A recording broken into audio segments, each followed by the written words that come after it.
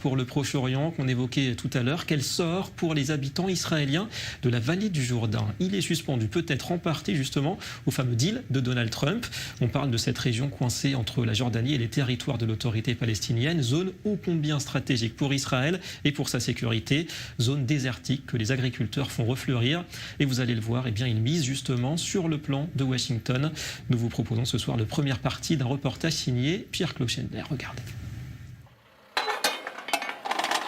Après le passage de la patrouille de l'Aube, Idit Elbaz pénètre dans la zone militaire fermée qui borde la rivière du Jourdain.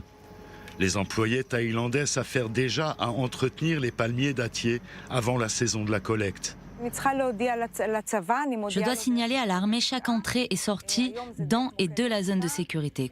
Combien de gens s'y trouvent à chaque instant en cas d'urgence? Bonjour, c'est Edith à la porte des Grèbes.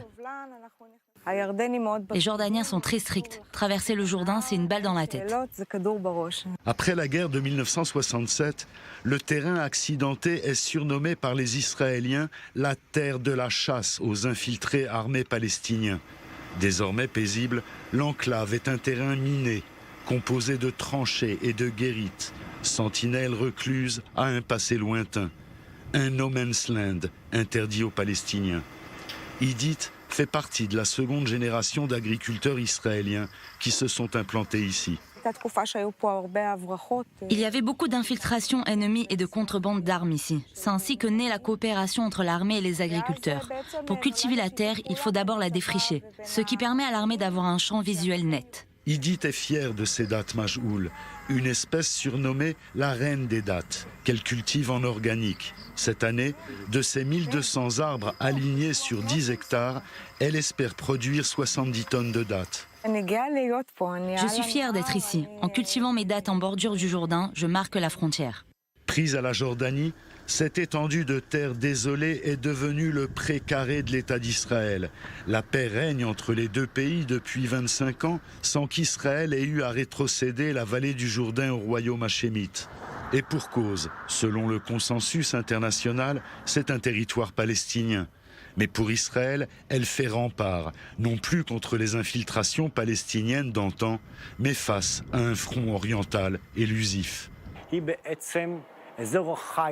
La vallée du Jourdain est une zone tampon stratégique entre Israël, la Jordanie, l'Irak et l'Iran.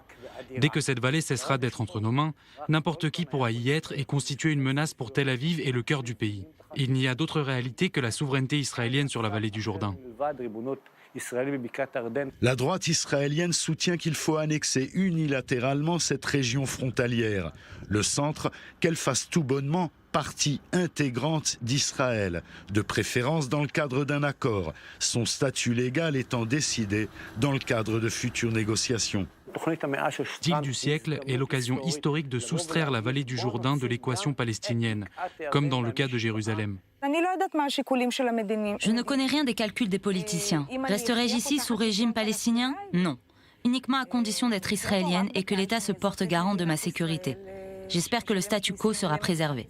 Le sort de la vallée du Jourdain ne se dévoilera que lorsque le président américain Donald Trump dévoilera son deal du siècle.